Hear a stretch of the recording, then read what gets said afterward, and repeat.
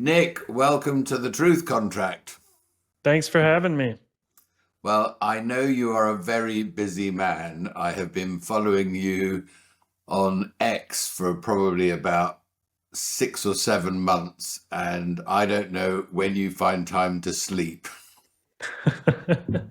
I'll tell you, I Uh, don't get much sleep. I don't get much sleep. I will finally get rest once these dangerous medical interventions are off the market. right. Well, anyway, thank you first of all for all the work you do. And today I'm going to break our conversation into two parts.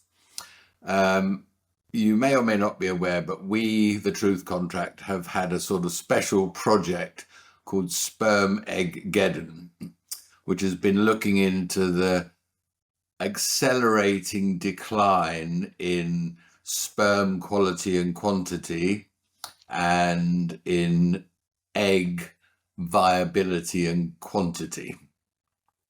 And I'm going to share just a few little slides with you from that presentation so you've got some context. So can you see my screen? Yes.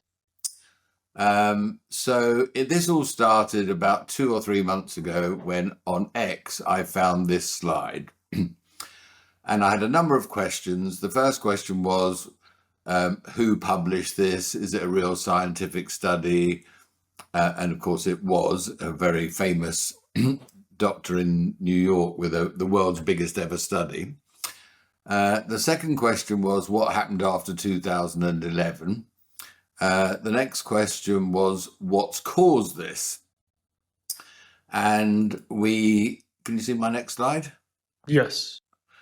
So we basically investigated 12 different areas where there was peer-reviewed scientific evidence that these 12 different factors had specific scientific research to show the decline in sperm quality and sperm quantity and egg quantity and viability.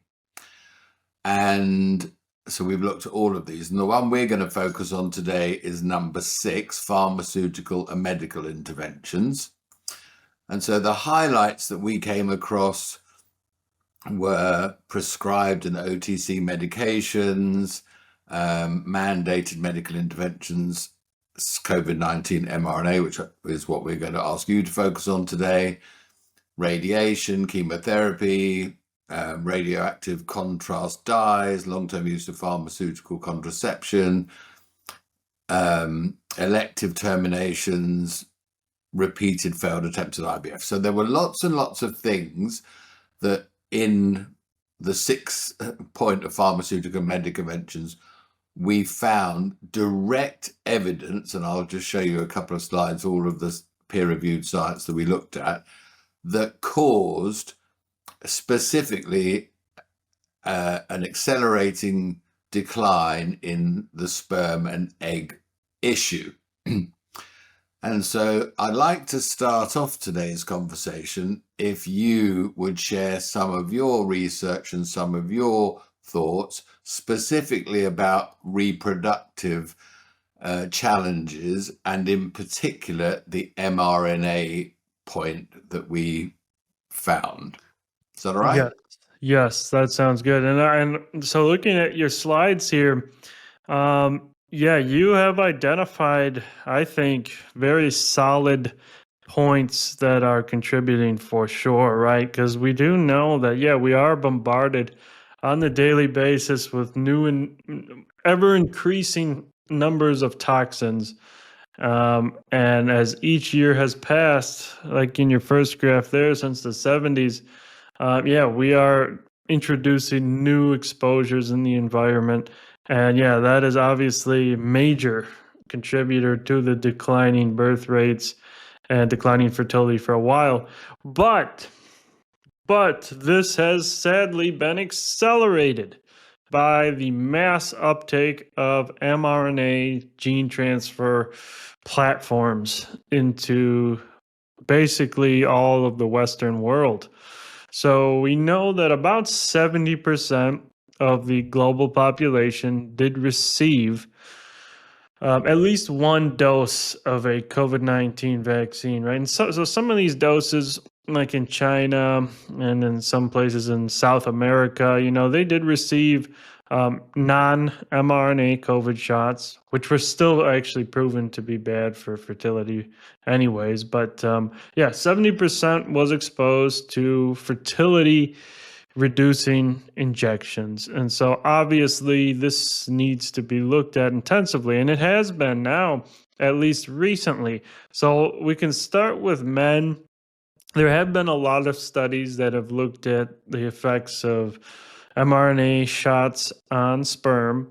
But there's one in particular out of Israel. They looked at about 36 sperm donors before the vaccine, 3 months after the vaccine, and then up to 15 months after the vaccine. Right. Before, they had healthy sperm concentration, motility, everything was good.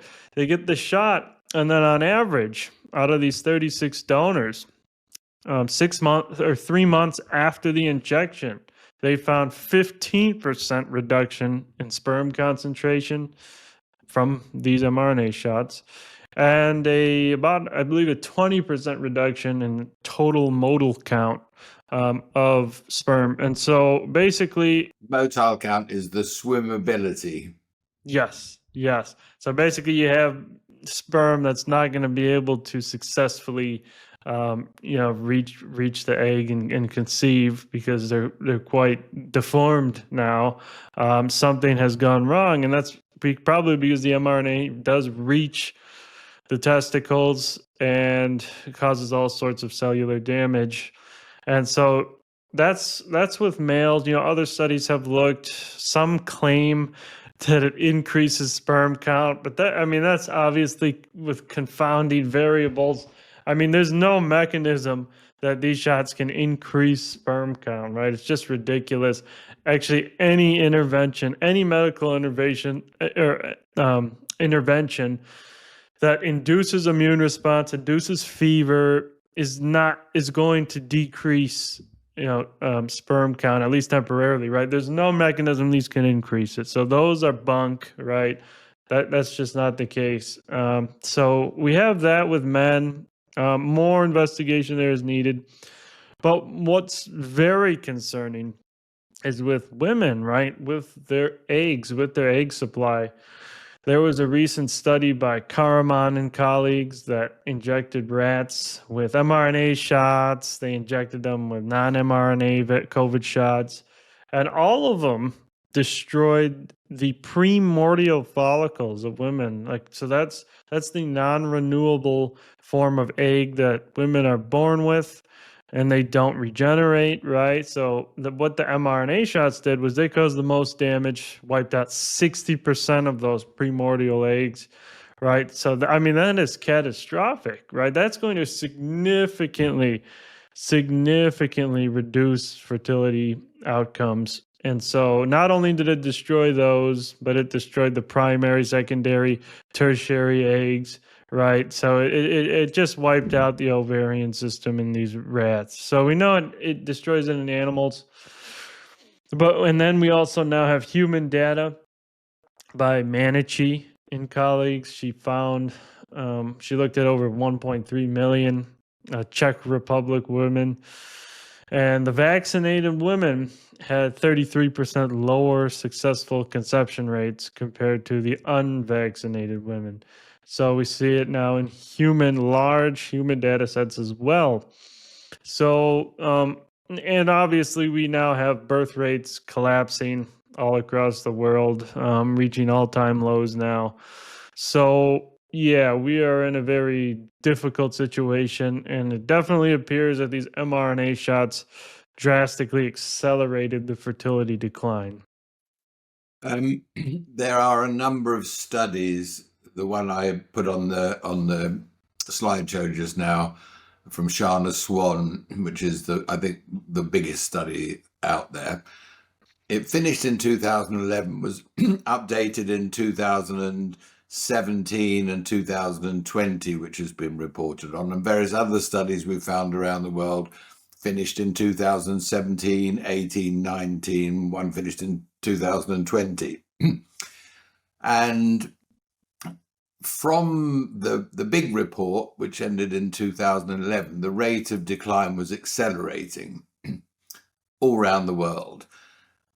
But of course, in 2020, 21, we introduced the mRNA component, and which is why, and it's been very difficult to find studies other than the ones you've mentioned and a few others that we've found, which show essentially that rate of decline, which was accelerating all the way through to 2020, has accelerated even further since 2020.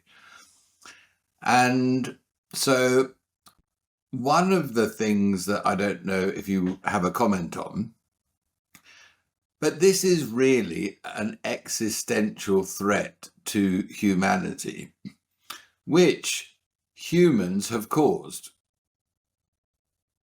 Yes. This isn't climate change or some other thing. This is a man-made existential crisis.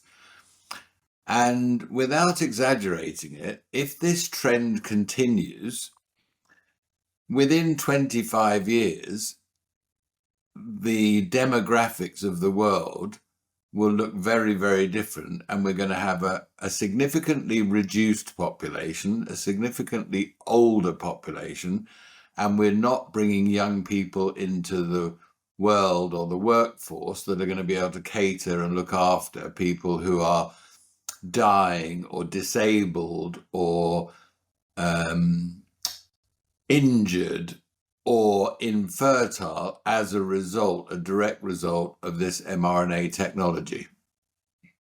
Yes, yes. So you laid out the disastrous future now that we're facing, unfortunately, because you're right. You're gonna have an old population, growing population. Our generation now, all these kids, all these young women that were injected will now, unfortunately, most likely face drastically reduced chances of successful pregnancies. There's going to be far less kids being born, and that's compounded with the serious adverse events and delayed adverse events that vaccinated adults will be facing as well. So the entire population was poisoned at a mass scale with long-lasting genetic material. So this is obviously a disaster, but what appears to be planned anyways is most of the workforce is planned to be replaced by robots, right? And so that's where we're headed.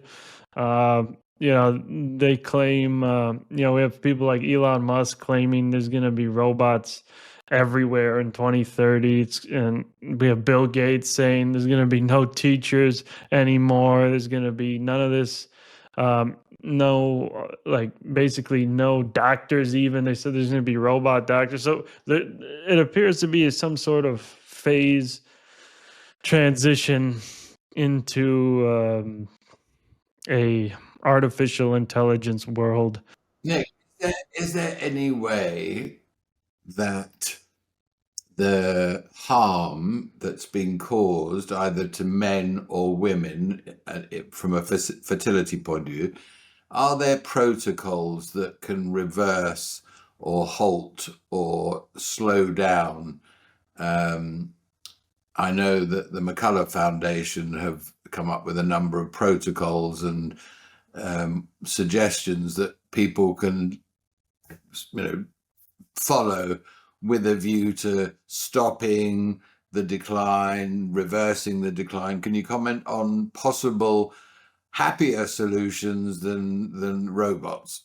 Yeah, I want to say I don't support the robot replacement, right? No, I don't either. Yeah, I don't support the robot. I think it's terrible, but I'm just saying that's why they don't care that everybody's getting decimated, right? Because they plan to replace the workforce with robots. That's why the elites don't care. That's why our public health agencies aren't finding solutions for this. We don't want to be replaced by robots, but so that's why we do need to save ourselves. We need to save, humanity from this decimation. And so what we've identified is there's a few key things. First is first I want to explain, no government has researched vaccine harms, how to heal them. None. I mean, I have not identified one study, not one well-funded study. So at the McCullough Foundation here, we are searching intensively. A few other nonprofits are searching, but that's all we've got. So right now, One thing we could do before a solution is hopefully found is we can just stop taking these things. right, exactly. So that's the first step, right? Get them off the market, stop the population uptake of mRNA. You're right. That's step one. And then we can start to assess the full spectrum of damage and introduce healing interventions. The first interventions that will be required are obvious things like lifestyle. So, one thing, diet, right? You can't be eating super hyper processed garbage. Since that already decreases fertility, increases, cardiovascular disease risk, cancer risk. You got to start eating a whole clean diet if you've been injected. I'm going to put the slide back up again, I think, very quickly, because there was something I specifically wanted to mention. When we looked, sorry, can you see my screen now? This one? Yes. So when we were researching all of this, we found, past, present, and chronic medical conditions, psychological stressors, toxins in the home, personal care. And we had a golden rule, which was that any research that we found in any of those 12 sectors had to specifically have scientific peer-reviewed research which pointed to the male and female fertility issue. However, 8 out of these 12 also led to myocarditis. 7 of them led to cancer. Toxic chemicals in personal care products and toxins in the home, 7 of them said, oh yes, and there's also, cancer risks as well. So we're living in a toxic soup. Yes. And whether it's what you eat, the personal care products that you put on your body, the household cleaning products that you're surrounded by, 5G, geoengineering, spraying stuff from the sky, fluoride in the water, not taking the pill and lead and stuff out of the water, toxic chemicals in agriculture, the glyphosate problem, the Bovaer problem in cattle, food processing. It's like we are literally living in a toxic soup. Now, what we're going to do with this Spermageddon project is work on as many of these domains as possible, is what people can do now immediately to clean their act up and remove as much of this toxic soup as possible. And the two that I'm the most worried about is the pharmaceutical and medical interventions, which we've been talking about, and 5G and EMF. And I'm worried about those because the resistance to from the machine, if you like, to stopping those two things is going to be very hard to overcome. Yeah, I agree. EMFs play a major role in many diseases. And what's most concerning is they really do like to roll out novel non-ionizing radiation technologies, every decade or so, right? So they got 4G out without really any human safety testing. Then they roll out 5G, don't know what it's going to do to humans. And so they kind of just roll out this globally without knowing really any risks. But we do actually know the risks, right? Because there are so many studies, preclinical studies that have looked at these technologies, and they find harm to all types of organ systems. We have neurological disruptions, immunological disruptions, even direct cellular toxicity, yeah, cancer risks. Yeah, it's absolutely disastrous what's happening with this. And now, people don't care about it because they don't see it, right? You don't see these 5G waves with your eyes. If you could put glasses on to see the full spectrum of EMF soup you're bathing in, you'd probably, run scared, right? Because you just see just how much is actually interacting with your body. And so, yeah, that's definitely a major, major thing. But you're right. We can't address it. The cellular industry is simply too powerful. I don't know how they can be stopped. No, and I think the same with the biopharmaceutical industrial complex. But, each of those 12 domains, I can choose to never eat highly processed food again and only eat organic. I can choose to change the household cleaning products that I use or the personal care products that I use. There's lots of things I can do about all of those things. And I'll tell you a silly, funny story, but is a month or so ago, a friend of mine introduced me to the concept of grounding and basically explained to me, go and hug a tree because it will ground you and suck out the EMF that has been in your body from sitting at your desk in your Wi-Fi soup. Anyway, I've tried it every day walking the dog, and it's the same tree in the park. Anyway, a week ago, I forgot to switch the Wi-Fi off when I went to bed. Normally I switch it off, and my phone's not in my bedroom. And the next day when I walked and hugged the tree, I could feel that there was a higher level of discharge, if you like, from my body into the tree. And Wow. I thought, wow, it was a nanosecond. But there are things we can do about lots of these things.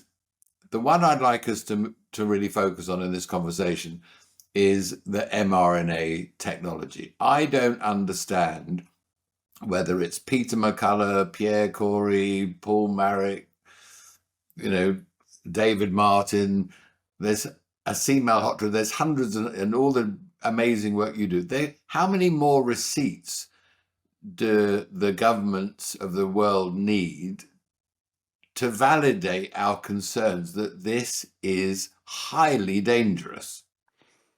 We don't actually need any more data. That's the thing. We have so many Yes. studies now, thousands upon thousands of studies each week becoming more and more damning. And so, yeah, we already have the clear evidence. Recently, two groundbreaking studies just came out outlining the rationale for immediate market withdrawal of these shots. So we now have three major studies showing exactly why market withdrawal criteria has been far exceeded. These are peer reviewed, right? So that should already be enough. Those compile all the evidence, but most concerningly now is genomic integration. I read an X post of yours earlier on today where you were talking a lot about that.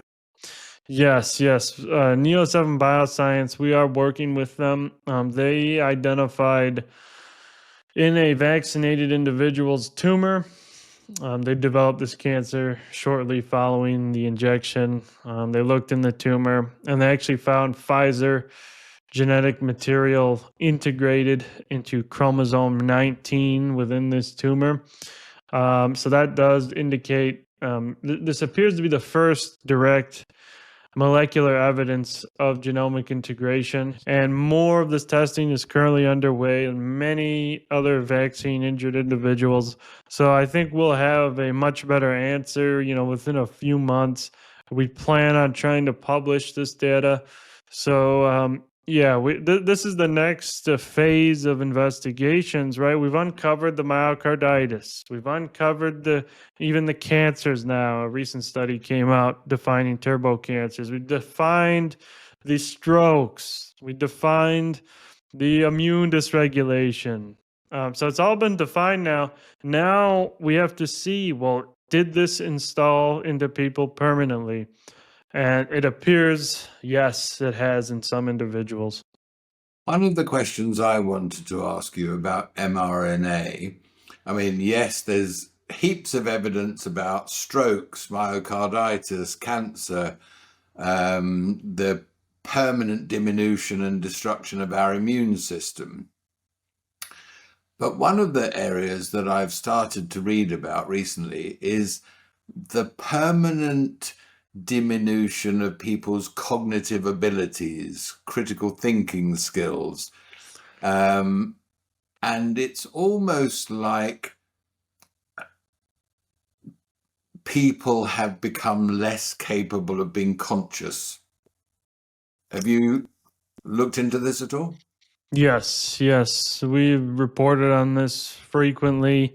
So what appears to be the case is these mRNA injections act or function as chemical lobotomies, right? So we now have multiple studies.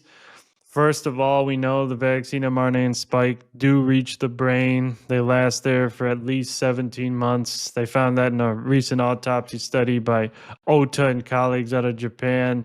They looked in hemorrhagic stroke patients, and this mRNA was just riddled within the cerebral arteries years after injection. So we know it gets there, right? So since it gets there, that explains why we see in all these Korean population-based studies have identified major increases in Alzheimer's and mild cognitive impairment. They've identified increases in depression, sleep disorders, anxiety disorders. A study by Thorpe and colleagues looked at the VAERS system, identified safety signals for 86 neuropsychiatric adverse events, including homicidal ideations, including psychosis, including schizophrenia. So these do definitely affect psychological function, and this is very bad, right? Particularly since so many people took them. This definitely needs much more investigation. You know, it clearly damages the brain, unfortunately. There was you've just triggered another question I want to ask you. And I'm not going to be very scientific about this, but I've read a lot about different batches. And there was like hot batches, warm batches, mild batches, saline batches almost, and because lots of people who know that this is a subject I've been studying for 5.5 years. And by the way, I have no medical background whatsoever. But I probably know more about COVID jabs than any GP in this country now. And I always come at it from a sort of critical scientific point of view, which is show me the evidence, show me the research, show me the studies and all the rest of it. But there does, you can still meet people say, oh, David, COVID, it's so yesterday's news, and it's so boring, move on. And by the way, I took 2 jabs and I'm absolutely fine. And then you meet someone else an hour later and they say, oh, my sister's had myocarditis, my cousins had this or whatever. And so some people, like, it's nothing to worry about, it's a nothing burger, move on. And other people tell you their horror stories. And so I'm intrigued to know what research has been done on, well, there are hot batches and there are saline batches, and whether or not that was by design, do you think, or poor manufacturing quality? Yeah, there's some people that think it was by design, and there's some that think it was from manufacturing defects. It could be a combination of both. I don't know the exact answer to the intention of that, but it is clear there was massive batch variability, absolutely massive. We do have literally hot lots, right? We have hot lots. 3 peer-reviewed studies now confirm it was about 20% of batches were very deadly, very dangerous. Probably had high levels of DNA contamination, probably had heavy metal contamination, probably had high levels of mRNA, many different things. So you have the hot lots that were about 20%, and then you have the other batches called duds, right? They basically caused no adverse events, no deaths, and appeared to be safe to receive. And so that made up, the percentage varies for those so-called dud lots. But it's clear that, most people did not receive the same injection. They were all quite different. And you can actually look up your batch Mhm. at howbadismybatch.com to see how many serious adverse events it was linked with. So many people do appear who received mRNA shots do appear, they may very well be in the clear from delayed adverse events, right? So the people that we are most concerned about are those who receive the high risk batches. I'm going to be respectful of your time and perhaps ask you one last question. um, as an absolute amateur who's now a pretty well-informed amateur, I've been reading all about this and studying it and watching the high wire and following people like you for 5.5 years now. And one of my big concerns, which hopefully you're going to either allay or confirm, is that I worry that we've only seen the tip of the iceberg of the carnage that's going to happen to humanity over the next 10 years as a result of this. And if we take all of the evidence and all of the research and all of the findings, whether it's to do with reproduction or cancer or immune damage or whatever, heart damage, psychological damage, emotional damage, there's lots and lots of. I worry that the reports and the figures of the people who've been injured or died or disabled as a result, we've only seen the tip of the spear. And if we come back in 10 years' time and had this conversation, we're going to be saying, well, even though they said it had nothing to do with the jab, look at the decline in morbidity and mortality over the previous 10 years and whether there's causation or just correlation, who knows? But what are your thoughts on my worries?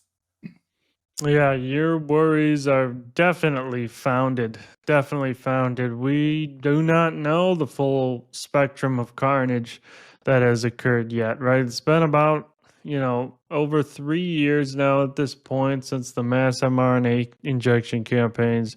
And we've already seen catastrophic death, injury, and disability.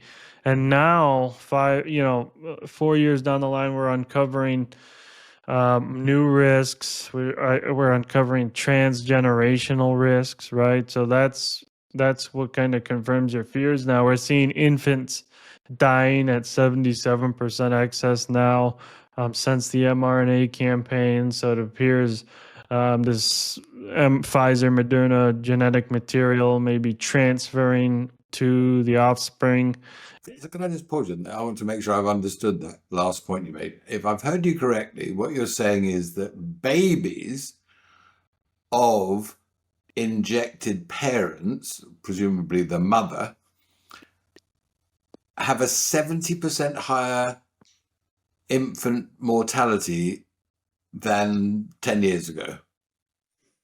Yes, yes. So actually, for the past 30 years, infant mortality has been on a steady decline until 2021. There was a sharp inflection point.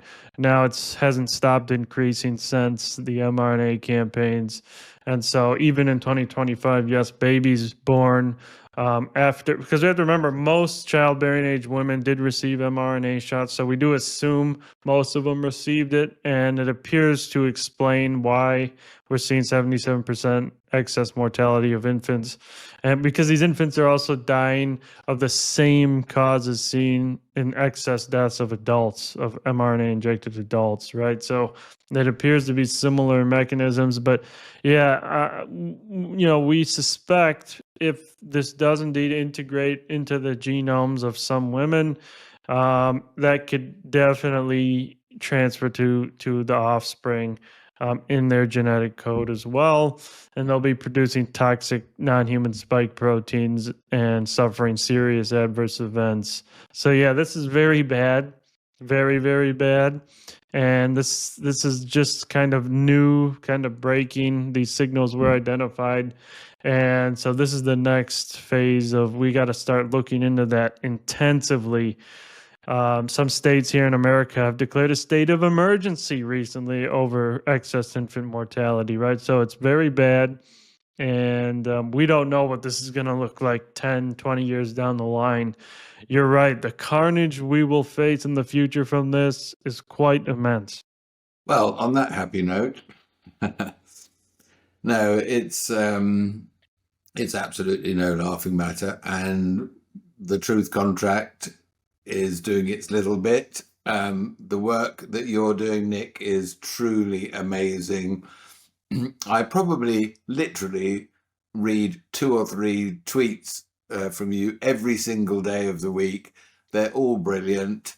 I like and share all of them, and commented on one which kindly got you to talk to me today. And I think on behalf of everybody out there, I'd like to thank you personally for your commitment to telling the truth, revealing the truth, outing the truth about something which the average human being doesn't really know about, doesn't really understand about. But when they do understand it, know about it, they're horrified. And we want to get as many people as possible to be insisting to our governments around the world that this insanity is stopped as soon as possible. So on behalf of our community, Nick, thank you for the great work you do. Thank you for giving up some time with me today. And let's book in that podcast in 10 years' time when we can check on what's happened. But I'd love to stay in touch with you and maybe have you back on the show sometime. So thank you very much indeed. Thanks for having me.